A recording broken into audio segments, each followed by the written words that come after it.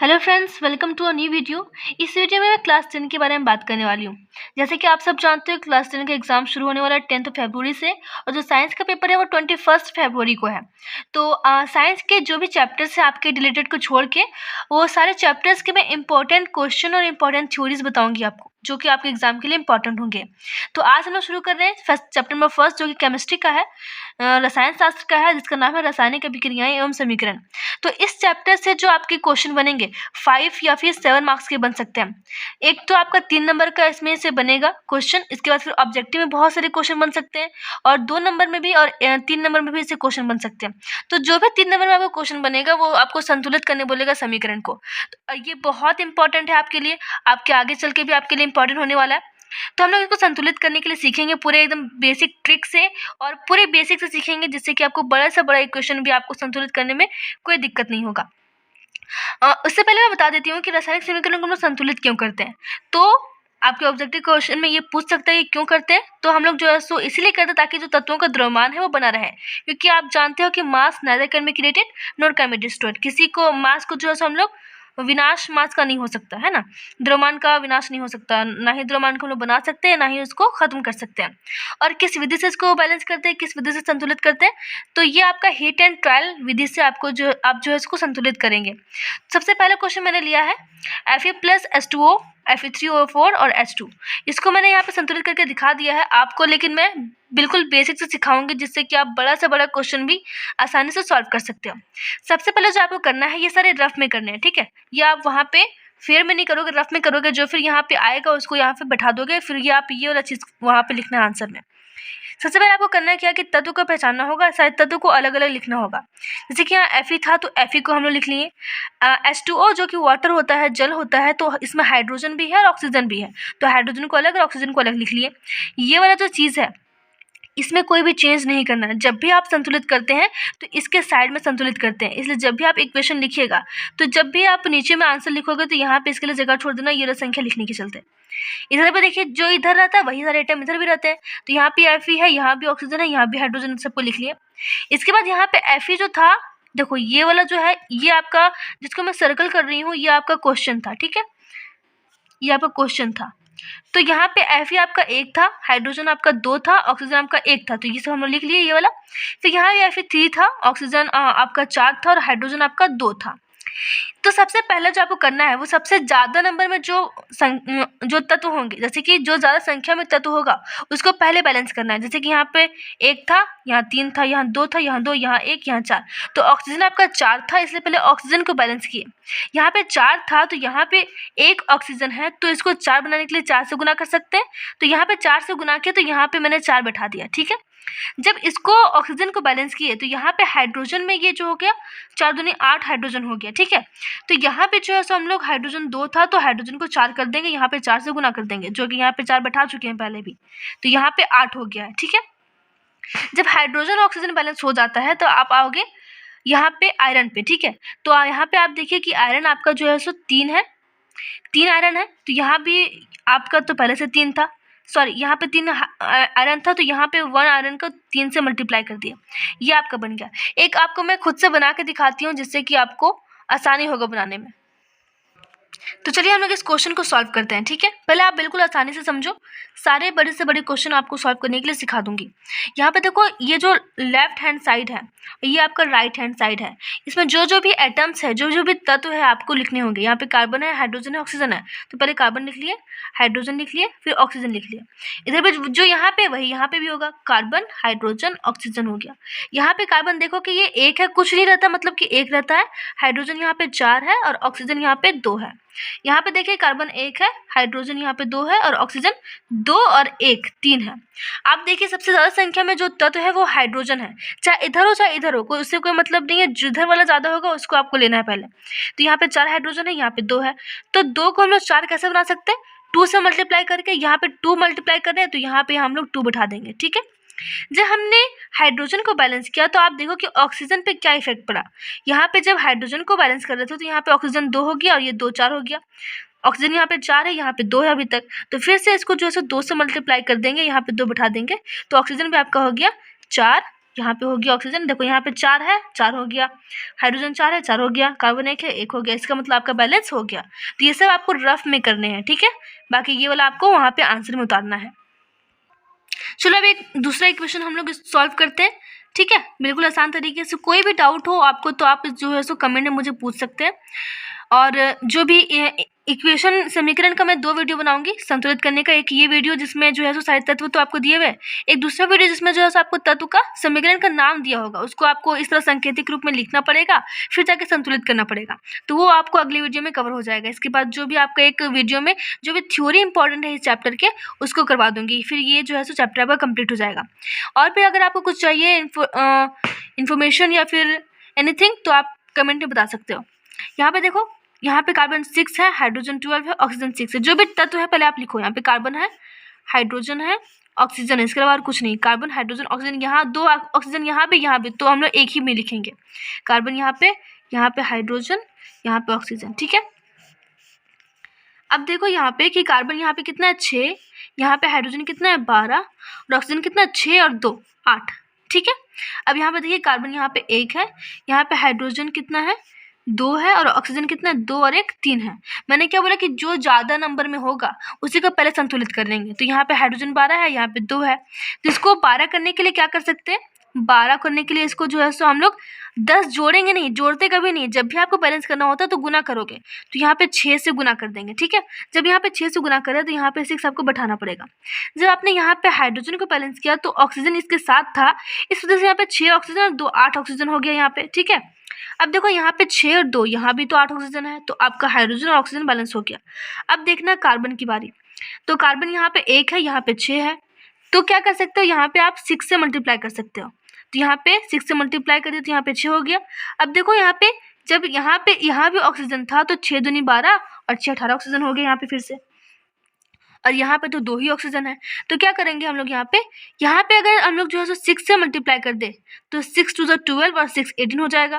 तो यहाँ पे हम लोग जो है सो 6 से मल्टीप्लाई कर देंगे तो 6 दूनी 12 6 18 हो गया इधर भी, और 6 दूनी 12 और 6 18।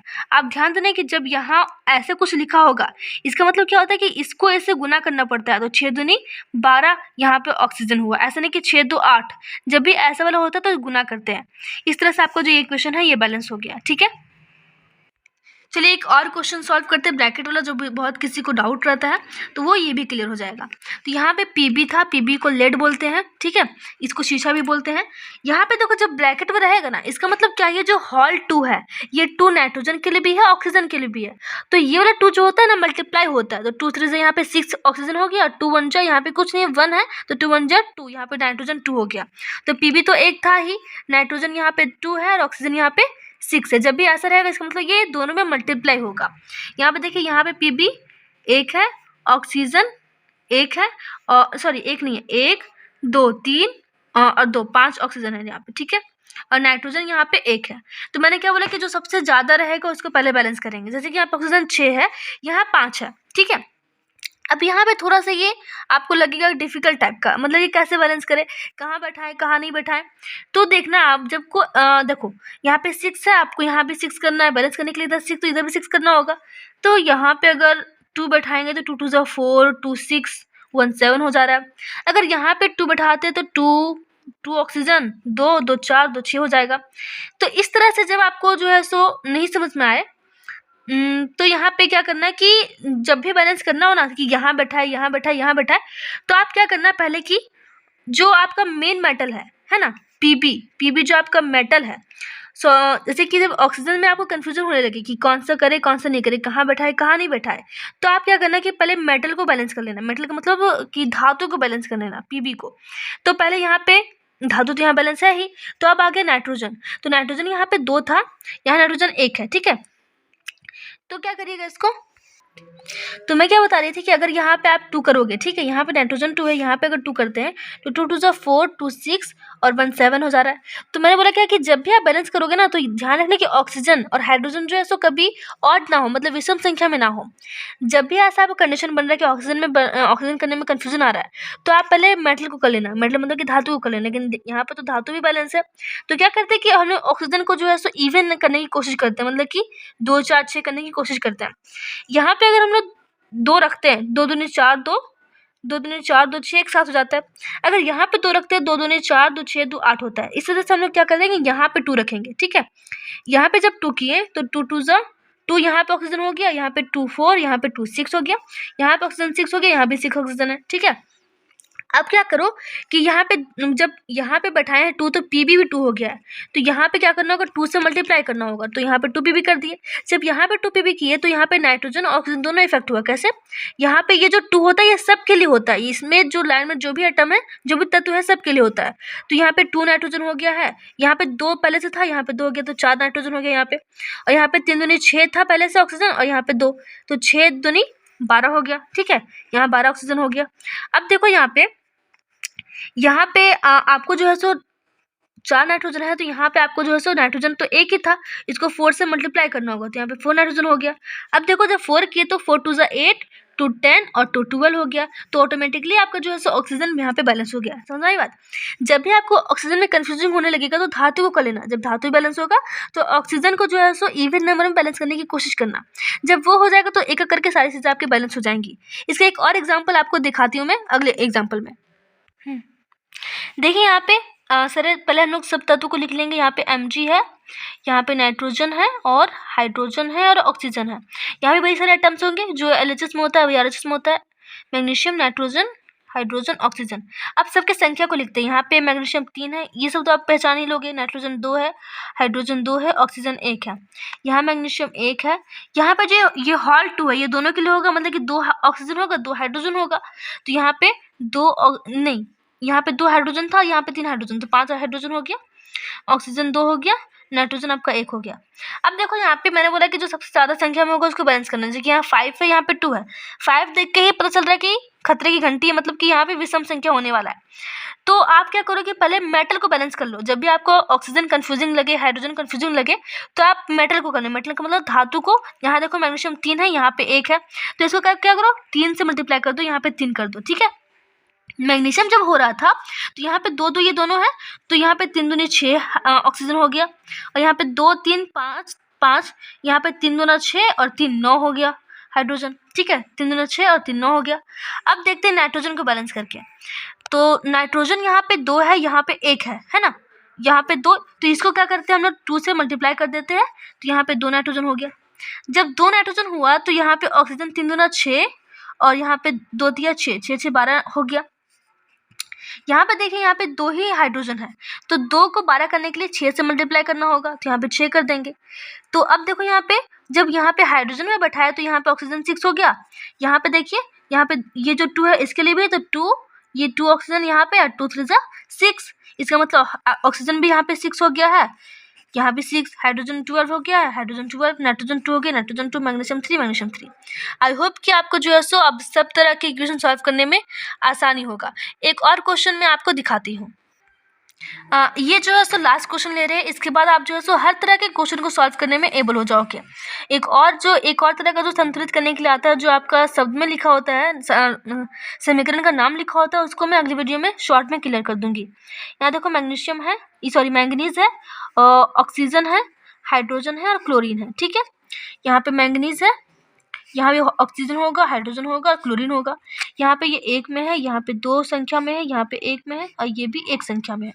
यहाँ पे 1 संख्या में है ये, ऑक्सीजन यहाँ पे 1 है, क्लोरीन यहाँ पे 4 है और हाइड्रोजन यहाँ पे 2 है। तो देखो ज़्यादा संख्या में क्या है, क्लोरीन, तो इसको क्या करो 4 से कर देंगे, तो यहाँ पे 4 बैठा देंगे, 4 HCl हो जाएगा। जब यहाँ पे 4 किए तो हाइड्रोजन यहाँ पे 4 हो गया, ठीक है, 4 हो गया। तो यहाँ पे देखिए यहाँ पे 2 ही हाइड्रोजन, तो इसको 2 से मल्टीप्लाई करेंगे, तो यहाँ पे 2 2 ज़ा 4 हाइड्रोजन हो गया। जब हाइड्रोजन को कर रहे थे तो यहाँ पे जो है सो ऑक्सीजन हो गया अनबैलेंस, मतलब कि यहाँ पे 2 ऑक्सीजन था तो यहाँ पे 2, यहाँ पे भी 2 हो गया, मतलब ऑक्सीजन बैलेंस हो गया।